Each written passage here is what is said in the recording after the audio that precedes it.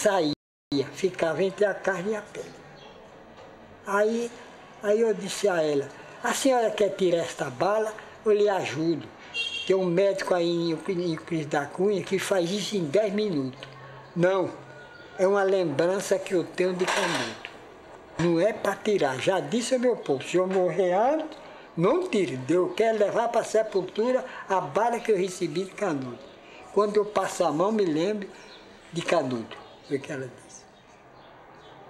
Na casa do meu pai, Moreira César, quando chegou aqui, não encontrou outra casa melhor do que era, porque era maior, compreendeu? E aí ele acampou-se, na casa aqui do meu pai, ali, na Vila do Cumbe, está compreendendo? Aqui, na causinha da guerra, que ele foi convidado de Santa Catarina Moreira César, pelo coronel, pelo marechal Bittencourt Machado, porque os outros que ele mandou, todos foram derrotados. Então, ele falou a Prudente de Moraes, Prudente, o que é que se faz com Canudo? Porque já foi 3 expedições, foi 2 terríveis e acabou. Aí ele pensou, disse, sabe uma coisa, Marechal, vamos mandar buscar o valentão de Santa Catarina. É porque Moreira César era a segunda pessoa mais importante da República na época. Moreira César, antes de ir para Canudos, ele tinha liquidado com a revolta federalista em Santa Catarina, em 1893, e tinha liquidado com o seu velho e hábito que o tornou, inclusive, famoso, liquidado com fuzilamento e com a degola. Foi lá, inclusive, que ele adquiriu o apelido de corta-cabeça. Ele não cortou cabeça de ninguém em Canudos, ele não deu um tiro sequer em Canudos, ele não teve oportunidade para isso. Mas ele veio com essa fama, com esse mito, e ele cultivava essa fama. Moreira César, quando chega com 1.300 soldados, depois de 2 expedições anteriores, a primeira do Tenente Pires Ferreira em 19 de novembro de 1896, com 100 e poucos soldados, que foi derrotado em Uauá. A segunda com o Major Febrônio de Brito em janeiro, dia 26 de janeiro de 1897, 500 e poucos soldados, que foi derrotado na Lagoa do Sangue. E Moreira chega com 1.300 soldados, com 15 milhões de cartuchos, com canhões. Pela primeira vez explodiu um canhão no sertão, e a explosão desse canhão foi uma coisa fantástica do ponto de vista da intimidação para com o homem e a mulher do sertão, porque eles até então não conheciam isso. Moreira César chega como um cidadão que iam acabar com tudo rapidamente. Ele chega em Queimadas e passa um telegrama para o Luiz Viana, que era o governador da época, e no telegrama ele diz: só temo que os fanáticos de Antônio Conselheiro não nos espere. Ele chega em Canudos, ele toca a sua tropa e chega em Canudos e diz: vamos almoçar em Canudos. Vamos tomar Canudos sem disparar nenhum tiro, a baioneta. A arrogância, a prepotência, a postura autoritária, extraordinariamente autoritária dele. Moreira César mandou matar 2 soldados em Queimados porque estava tomando banho numa lagoa. Então ele castigava os soldados para servir como exemplo, todo autoritário. Ele entra em Canudos com um cavalo branco, todo com a sua melhor farda, cheia de medalhas, aquele homem, sabe, no meio daquele agreste, daquela região agreste diferente. Era uma coisa extraordinariamente diferenciada, mas ao mesmo tempo um alvo fácil. Foi por isso que na primeira investida, dia 3 de março, na primeira investida, ele é atingido. As suas tropas não tinham conseguido nem entrar em Canudos e ele foi atingido. Então o fato dele ser logo de pronto atingido provocou uma desorganização total na terceira expedição, a ponto do substituto dele, o coronel Tamarino, ter pronunciado uma frase que ficou célebre também. Naquela desordem, naquela confusão, o coronel Tamarino afirma: é tempo de Murici, cada um cuide de si. Foi a senha para que todo mundo realmente cuidasse de si. E a debandada foi geral. A ponto de Manuel Siriaco, muitos anos depois, num depoimento para Odorico Tavares, Manuel Siriaco afirma que a expedição de Moreira César parece que tinha chegado para entregar as armas e as munições para ele. Foi uma festa em Canudos, a quantidade de armamento e a quantidade de munição que ficou no chão do sertão, largado pelas tropas de Moreira César. Então foi a figura, do ponto de vista militar, mais célebre por todo esse clima que se criou e o desfecho tão retumbante, um fracasso tão esmagador, né? Então, do ponto de vista dos militares, Moreira César, sem dúvida, é a figura mais célebre. Moreira César morreu lá no Canudo, nunca foi para uma guerra para não vencer. Foi com orgulho para o Canudo, ele lá morreu. Mas dizem que quem matou ele foi um soldado dos dele. Carregou soldado aqui do Rio, de São Paulo, desse mundo todo, a pé para ir para o Canudo. Dele, se nunca tinha viajado nem com aí, só na mesa da cidade, para ir para o Canudo a pé, chegaram no mesmo dia. Mas ele ia numa ganância tão danada, e quando chegou perto, não desbarrou. Eu meti o cacete para riba. E estava vencendo. A igreja é do lado lá do rio, é pertinho do rio. O soldado, com raiva dele, chateou nas costas. Aí ele ia um oficial, mas ele gritou: toma aí, conta, o Canudo está vencido, Mas ele não teve coragem. Quando ele veio, ele caiu para morrer. Deixou a força toda e o Canudo se armou-se. Que eles só fizeram lá com essa pegadinha, que nada, que não tinha arma. Aí o Moreira César, que quanto ano levava de arma, não era? Correram e deixaram tudo para eles. Concurseiro. Aí se armaram, pegaram um negro chamado Pajaú, para ensinar a manobrar as armas que eles não sabiam. Ficaram com esse negro preso mais vezes toda a vida. Na briga começaram a avançar, quer dizer, o comandante mandava a turma avançar, né? Aí balearam um cara, ele falou, toma conta, ele falou: quem tiver perna que corra, quem tiver cansado morra. Precisa nascer 2 vezes para sair dessa gangorra aí, ó. É por aqui. Isso era relacionado aqui? A guerra. Referente à Guerra de Canudo. Referente à Guerra de Canudo. A turma avança, quer dizer, os soldados morrendo e o cara, não sei quem era, assim, Moreira César. Mandando a turma avançar, né? Aí balearam o Tamarinho, não sei quem foi. Aí foi Tamarinho que falou: quem tiver perna que corra, quem tiver cansado morra. Precisa nascer 2 vezes para sair dessa gangorra. Correu, mas a turma foi atrás e ainda mataram ele. Mas ele tentou escapar.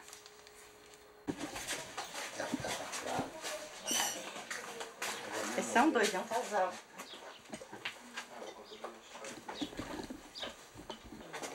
Vou pegar o outro. Quem contou muita história de Canudo foi minha avó. Minha avó conversava muito, falou muito de Conselheiro, falou do fogo de Moreira Serra, falou que um dia teve um debate, uma briga. Ela disse que o sangue ficou assim, a escuma chega, as balas passavam por ela assim, vermelhinha, como os besouros. Até ela falou assim, que ela deitou-se e chegou Mariano e falou assim: tá deitada, mano? Ela disse: me deitei para morrer. Ela disse: tenha fé em Deus e se levanta. Ela dizia assim: me levantei, minha filha, e ainda hoje estou viva. A mãe dela, a finada Luísa Batista, ela rezava obrigatoriamente todos os dias o Santo Ofício. Que, por sinal, eu acho que foi isso que, nas famílias, todo mundo se perdeu, menos uma pessoa da família Batista. Quando ela saiu com toda a família. Então, Canudo é nosso, certo? As pessoas ouviam e vinham. Como quem vai para São Paulo hoje? Todo mundo está querendo ir para São Paulo, né? Então todo mundo queria vir para Canudos para ter vida boa. Ter paz, ter tranquilidade, ter o pão. E conversando com algumas pessoas, alguém dava o exemplo que em Canudos tinha esse número de pessoas, como vocês já ouviram falar. Ninguém, não tinha polícia, não tinha prefeito, não tinha autoridade, não tinha ladrão e nem tinha prostituta. 2 coisas fortes que chamam atenção no hoje. Em Canudos não tinha ladrão, nem tinha prostituta. Eu não sei o porquê não. Era muito fácil, difícil. Eu perguntar algumas coisas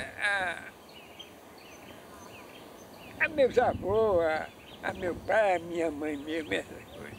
Até 50 anos, ou até mais, essa notícia do Canudo, quem é que falava? A gente tinha medo daqueles... Aqui tinha um coronel Zé Américo, tinha um barão de Jaramuaba, Cícero Danta, aqueles que ainda que depois da guerra, muito tempo, eles ainda queriam perseguir jagunço. Jagunço andavam era com medo. O finado Pedrão, que foi aquele que mais brigou aí na guerra, tal, enfim, que era amigo de um conselheiro, disse que ele tinha enterrado o cadáver de Antão Moreira César. Então disseram, ó, Moreira César não foi queimado, não foi enterrado, foi queimado. Diz, é lá perto da casa de João Regis. Então se vê esse Dionísio aqui. Saber se ele tinha sido enterrado ou queimado. Eu digo, foi queimado.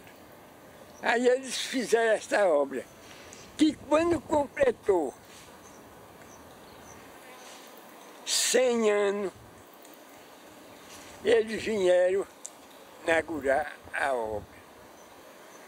E todo mundo só chama o embuzeiro de Moreira César.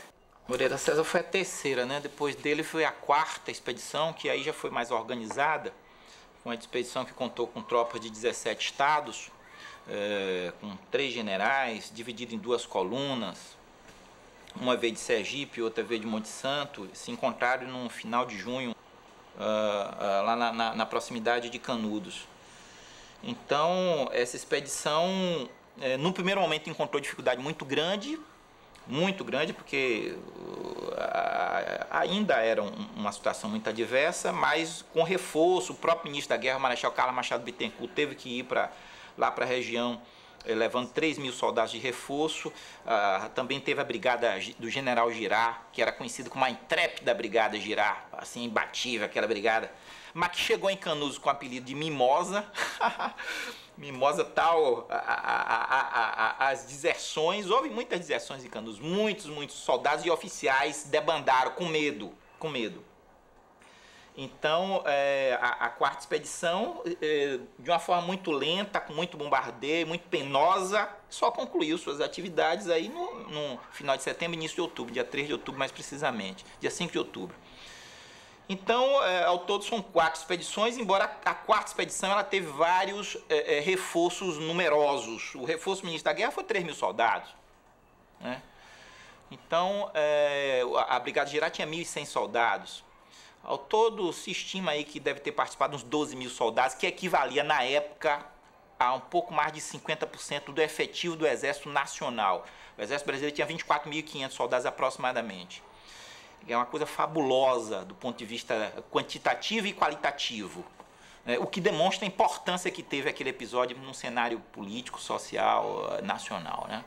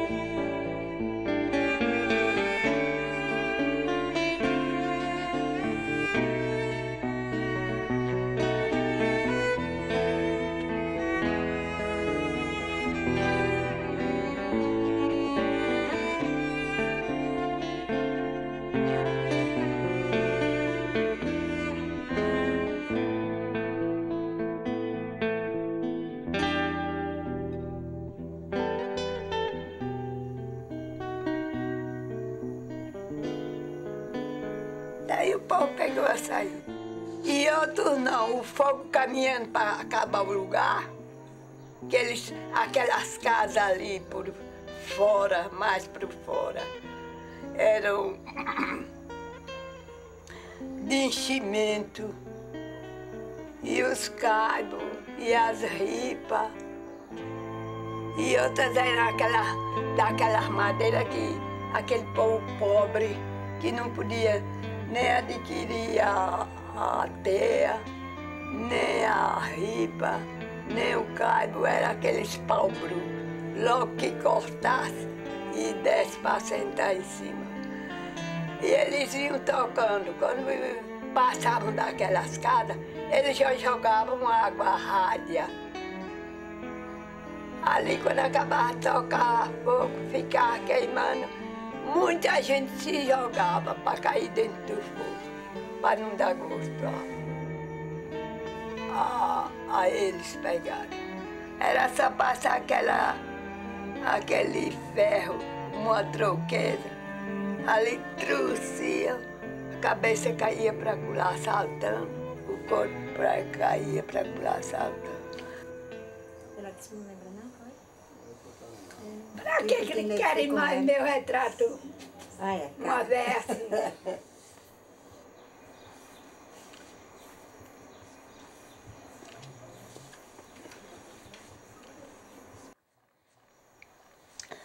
Quando os soldados pegaram a mim, aquele povo corria naquela fé que os soldados nunca abafavam aquele lugar, acabavam. Pela multidão de gente que tinha. Mas daí mamãe mais papai vieram para dentro da rua. Todo mundo veio para dentro da rua. Agora aí muita gente saiu, sabe como? Depois que o conselheiro morreu, que correu a história, o conselheiro morreu. Os historiadores afirmam que ele morreu por conta de um ferimento de bala, por conta de enfraquecimento, por conta de fraqueza, de uma desinteria, etc. Só que os historiadores não estavam em Canudos, não presenciaram, não foram testemunha ocular de Canudos. Então eu fui fazer essa pergunta e, para surpresa minha, a primeira pessoa que eu perguntei foi o seu Rufino, que era filho de Pedrão. Pedrão estava em Canudos, Pedrão presenciou os últimos dias do Antônio Conselheiro. E seu Rufino me disse que ele não morreu, que ele anoiteceu e não amanheceu. Quando no outro dia procuraram o corpo dele, não existia. É como se ele tivesse se encantado, como se o corpo dele tivesse desaparecido e ele ultrapassasse da vida para a morte e transformasse em mito. Eu ouvi em outros lugares do sertão nordeste esse termo, essa formulação também. Anoiteceu e não amanheceu. Então o senhor Rufino afirma que ele não morreu, que ele virou encantado. Aí eu fui perguntar a seu Zé de Isabé. Seu Zé de Isabé é um cidadão que na época ele tinha 102 anos de idade, ele foi contemporâneo da guerra, criança, mas contemporâneo da guerra, e conheceu muito dos conselheiristas, dos que sobraram, etc. Seu Zé de Isabé me disse que ele morreu de doença comum, morreu, pensaram que ele ia ressuscitar, demorou alguns dias, não ressuscitou, o corpo começou a feder e enterraram. Ou seja, a visão de seu Zé de Isabé já não é mais uma visão do encantado, é uma visão de um ente comum, uma pessoa normal, comum, que tem uma morte de doença comum. Bom, era a segunda resposta diferente da primeira que eu tinha, e eu fui perguntar ao seu Ioiô. Seu Ioiô também é uma figura extraordinária, hoje tem 90 e poucos anos, e seu Ioiô me disse que ele morreu de ferimento de bala quando ele estava na igreja, uma granada explodiu na ponta da igreja, aquela granada gerou muito estilhaço, aquele estilhaço feriu ele, chamaram o médico de Canudos, que era o Manuel Quadrado. O Manuel Quadrado veio, tentou curar, não deu jeito e ele morreu de ferimento de bala. Então qual é a verdade? A versão da historiografia oficial, dos historiadores, é essa versão da camieira, da disenteria. Mas os historiadores não estavam lá. Quando o Canudos estava já para esgotar, que o conselheiro morreu, aqueles que o conselheiro morreu, que enterrou, eles saíram tudo. Agora, meu pai não viu, mas meu avô e um tio meu por nome de Lom. Então, eles se viram para morrer de fome. Disseram, vamos procurar o que nós comíamos. Aí saíram, só tinha a estrada de Uauá aberta. O mais Canudo, as forças foram chegando e cercaram, fecharam como quem cerca uma roça. Quando eles vieram de noite, que foram chegando perto, aí eles viram que não puderam entrar, aí viram que eram soldados, aí correram, desceram assim numa baixa. Quando eles estavam no portão, que tinham fechado, ainda deram uns tiros. Quando o Canudo terminou, os homens mataram todos e as mulheres deixaram. Os doentes que iam baleados, e doentes de bexiga, que muitos devido àquela imundícia, aquela coisa. A minha mãe mesmo disse que é doente de bexiga. Ela tinha o sinal de dizer que foi um caco de teia que ela estava dentro de casa, aí deram um tiro até se quebrar, o caco de bateu assim no rosto. Ela ficou mais uma irmã que é muito doente. A irmã morreu. Aí quando ela melhorou, ela foi. Aí lá entregaram a Lélia Piedade, Lélia Piedade tomou conta. Lélia Piedade queria que elas ficassem lá, arranjavam emprego. Mas elas sabiam que o marido não tinha morrido, porque eles saíram para procurar o que comer. Quando vieram, não entraram mais para dentro. Os que estavam dentro foram todos degolados. Aí pediu. Aí quando vieram, se juntaram mais os maridos. Foi a fortuna. Senão eu não existia. Se ele não sair, tinha sido degolado como os outros.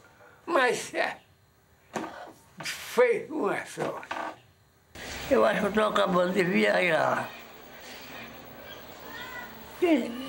A autoridade, claro, você não está doente, justamente vai sentar a situação. Mas só morre estão doentes, quando chega o tempo de morrer, a ação é mais morto. Aqui, não sei quantos já morreram assim. Dissidente não é mais morto, não sei quantos. E eu já vivi muito, morava Maria, estou conformado. 109 anos não é caçoada não, eu estou dentro de 110. Não é caçoada não. O camarada tirar. Por isso eu digo que estou viajando. Estou. Quando eu passo do senhor e assim ou de outro, sempre penso não servir mais. Mas temos vida a viver. Sempre pensou que pensa. E agora, o povo lá nos Estados Unidos estão cantando Haja Fogo e Haja Guerra? Estão? Será que estão? E que vira esses condenados que estão assim com essa guerra assim, a Maria Sevana? Ele quer tirar a vida dos pobres que já passaram, uma vida perigosa. A gente já se acabou, se já morreu, porque a minha avó dizia que esse era um bom tempo para pouco tempo. E está sendo. Ela dizia que quem não quisesse ver as coisas que ia acontecer da agora por dentro, já muita gente já desejava já ter morrido. E é verdade. É verdade que muita gente já desejava já ter morrido, para não ver tanta horror que está se dando. Porque aqui, graças a Deus, está sendo... Olha! Está sendo uma coisa maravilhosa. Só esses ladrões que andam aí roubando, matando, não sei o quê, morre até da polícia. Que esses ladrões já vieram arrombar até o banco aí em Canudo novo. Quanto mais em Euclides da Cunha, e Salvador, esses lugares por aí tudo, Bendegó. Aqui, graças a Deus, ainda não se deu. Também não tem o que eles roubar. Ninguém não tem dinheiro. Eles só estão roubando os bancos porque tem dinheiro. Eu fiquei, seu João, que eu não tenho dinheiro.